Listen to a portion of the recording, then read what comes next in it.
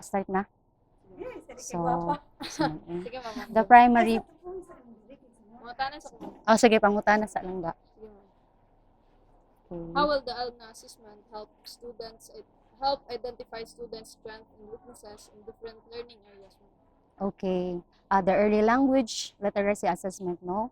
It helps the learners in identifying their specific learning competences where they find it so difficult. So in this assessment, it gives the teacher it gives teachers a hint where they can make certain interventions that will meet the needs of the learners.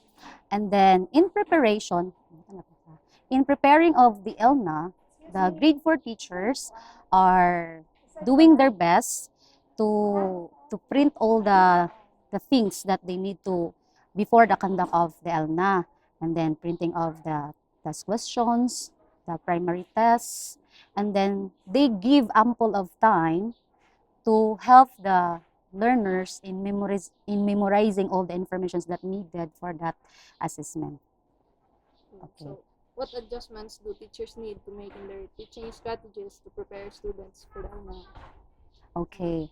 In the side of the teachers, first, they test they give some assessment that will makita yung mga weaknesses and strengths of the learners through that test papers. So in that test papers, after that naman sila kanang kumbaga pre-test, no? And that pre-test, so ma-measure na nila on the result what topics nga need jud siya mag-focus sila og doing intervention.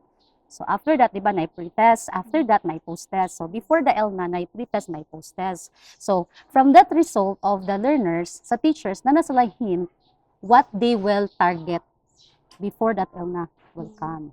So, yung ana siya. Okay.